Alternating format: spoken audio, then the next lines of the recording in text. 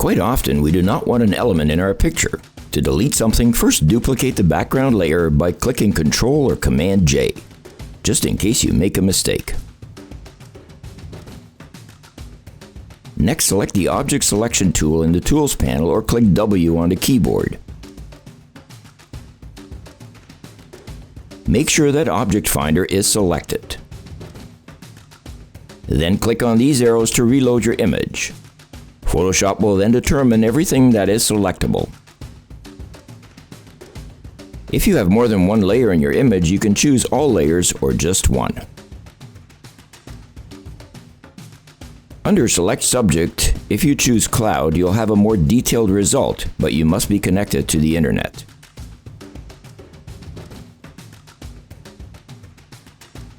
Now I can simply hover over anything I want to select, for example, all the rocks. With a single click, they'll all be selected.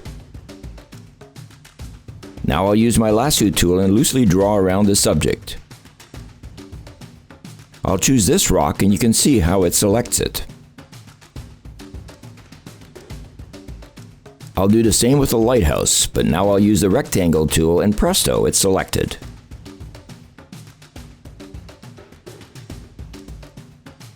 To delete it, select Edit, Fill, and the Content Aware box comes up. Just click OK and it's gone. Sometimes it doesn't work that well. As you can see, a ghosting of the lighthouse is still there. Instead of using Content Aware, I'll select the lighthouse again and I'll use the Alter Option key and hit Delete. This time, use Generative Fill and there's no need to type anything into the instructions. You have 3 choices.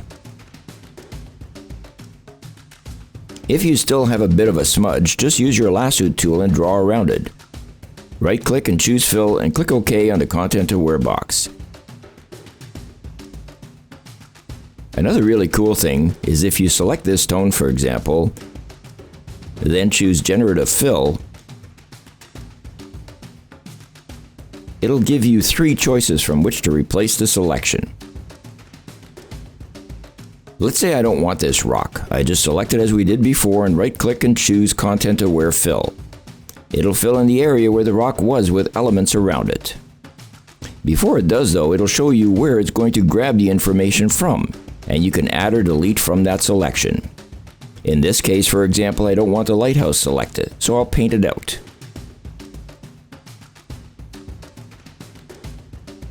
Lastly, if I want to replace something, say this rock, just select it as we did before and then right-click, choose Generative Fill, and type in what you want to replace it with.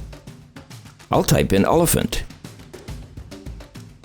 And there you go, 3 elephants to choose from. There is a Photoshop Quickie that deals with Generative Fill.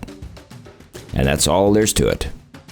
As with all Photoshop Quickies, it's best to pause this video as you work through the steps.